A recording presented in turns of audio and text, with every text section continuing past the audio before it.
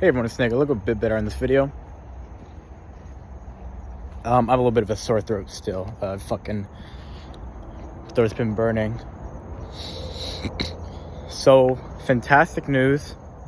I beat Resistance. I did exactly what I was gonna say, and even more than that. And we're putting in some good fucking work. So, yeah, not much to speak about. I recorded that journal, and then after that, I did what I said. I chilled for a little bit.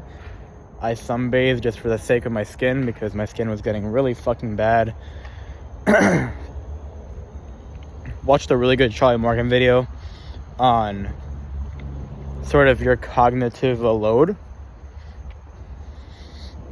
It smells like smoke out here. Something's burning. But yeah, honestly, a lot of Charlie's newest video, the cognitive load one, damn, it really smells like something. Wow. Yeah, something's burning, bro. Yeah, his newest video on cognitive load is like something I've been thinking about subconsciously and just didn't even know like that concept really existed. So that's pretty cool. It's basically about the load and the energy taking from, well, this is a part that I learned a bunch, is that switching tasks is really time consuming. I didn't know that. That's something good to keep note of because that's something I do a lot. And Charlie also discussed a little bit about burnout, which is really good as well. Because he basically talked about you can work a fuck ton and not get burned out. It's when you sort of multitask and switch between doing things, that's where the energy really gets sucked out of. So that was really good to know, honestly. Really fucking good to know. I'll try my best to keep that in mind and make some habits change based on how I think. Because something else I learned macro is crickets. It's so cool.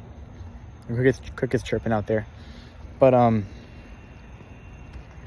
something I learned macro wise that's really fucking really useful is that instead of trying to change your habits in terms of actions, you want to change the habitual thoughts. And what I mean by this is if you're trying to implement some new habit, instead of trying to do the thing and make it a habit, you want to make the thoughts associated with that thing the habit. And this is something I kind of figured out myself because using my knowledge of how beliefs work and thoughts work and how actions work, because it's going to be a lot easier to remember to sort of have a thought than to actually do something. Like, I'm not going to remember to, think of me switching tasks and how that's bad. No, like that's probably not going to happen. And if it did, I would have to write it down somewhere and just be, I wouldn't do that because it would be too inconvenient for the value, right? At the given moment. That's why people put off so many things, because they don't see the value at the moment. But what would be easier is to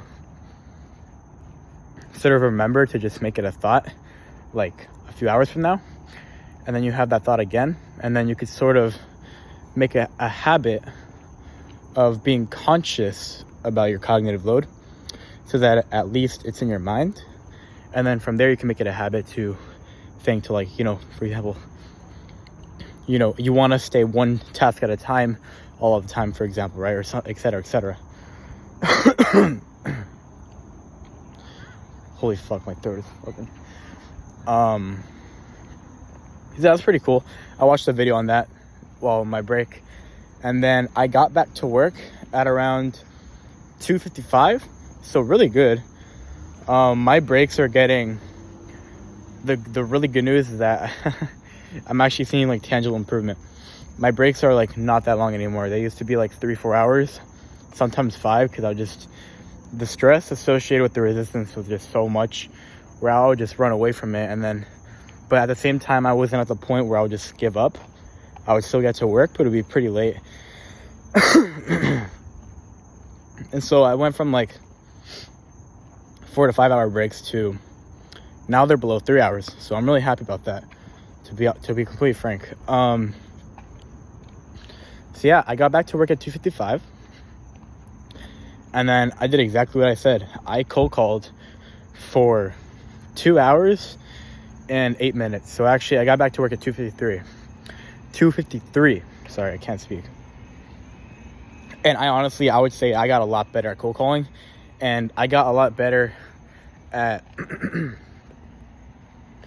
at how I think about cold calling. So a few things that I've really broken today are taking time on my calls, not hang up on people just because I'm uncomfortable, because a lot of times I'll just hang up because I'm just uncomfortable with the conversation, whether I tell them a part of the script and they're like, huh, you know, then it's like, fuck, what do I say? I gotta realize, Nick, it's just a fucking phone call. So I stopped hanging up on people because I'm just like, I can't even imagine how many times I've lost meeting opportunities because I just hang up on people because I'm uncomfortable. And the third thing was that, and those two things are enough to really, that shit really flipped my behavior a lot. And I actually, it showed up, man. I called 100 people today, and I enjoyed it. I liked doing the volume, because honestly, thinking about, dude, it's so crazy when you're cold calling, bro, for a long time. Jesus Christ, bro, I'm so congested. When you think about cold calling and you're cold calling a lot, and you just think about the sheer volume you're putting at the moment, and you're knowing how the volume's gonna really like just get the meetings in, it makes you feel so much better. It's like there's really nothing to worry about, bro, because just by you dialing, you're doing your job. Even if 1,000 people hang up on you, even if like you're just putting in volume, you're gonna get meetings. It's literally inevitable. Like, it's the best feeling in the world. So I cold called 100 people today, and I booked 5 meetings. So right now, this month so far, it's only the 10th. And I skipped a day yesterday because I was fucking sick. But it's only the second week of the month, and I've done 311 cold calls, and I've booked. My appointment booking rate is 5 point something. So, dude, this is great, and I'm not even. It's kind of weird though, because I'm hesitant to do the whole more work pitch thing. It's basically like throwing yourself inside the saturation head first, right? That's how I see it, that offer and that type of angle. When theoretically, this winter will be a perfect place to do it because everyone's just slow. Like, no one has work, right? Still using the same angle I'm using. It's getting very good meetings. I got some very high quality meetings today. And on top of everything, like during my other hours, I'm basically dialing in my hiring system and my follow-up system so that when I get more show-ups and the meetings are better, and so number 2, I can attract more hiring people. Today was just a very productive day. It didn't really feel like it though, because I haven't done a lot of deep work, but that's going to be a thought process that I kill eventually. So I've done some really good work today. It's really just about consistency. I have 3 sales calls tomorrow. Oh, and here's like, I'll go into more depth real quick, because it's useful. So, 1, I've really like completely honestly, I started to really implement making them add my number as a contact, so that they actually add that shit as a contact, and they could actually see everything that I send them. And number 2, I just made a notification system.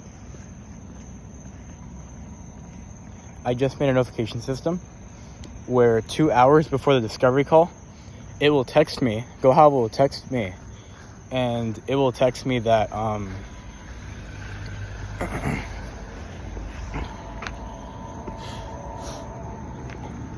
GoHow will text me to call the contact's first name, or else they won't show up.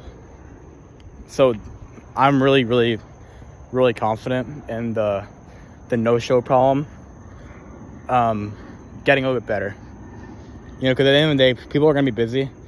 I do get a lot of no-shows of people just generally being busy, but they should make it a lot better, right? Because yeah, and yeah, I just been doing great.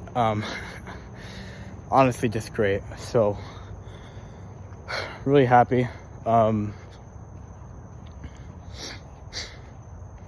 only thing now is just sharpening up my sales skill, because I have not taken too many calls. I think I'll be pretty damn sharp though, because I just took a sales call yesterday and it was a good one. In terms of me trying, very good one. It was good exercise. So I reckon my sales ability will be good enough where I can close these people. Still got to see what pitching 3K deals is like at the end of the call. It should be completely fine though. If anything, I think it might be easier than what I've been doing, because the price will actually gain the respect and they'll be like, holy shit, this product is somewhat good, you know? That's about my thoughts today. My brain's pretty much dumped. Main like thoughts going through my head, just I really just hope everything works out. And that's a very faulty thought, because one of the traits that is not in my evolved self is hoping, right? I gotta just be certain. So really the volume's gonna do good. It's just I'm gonna keep working, keep moving the needle.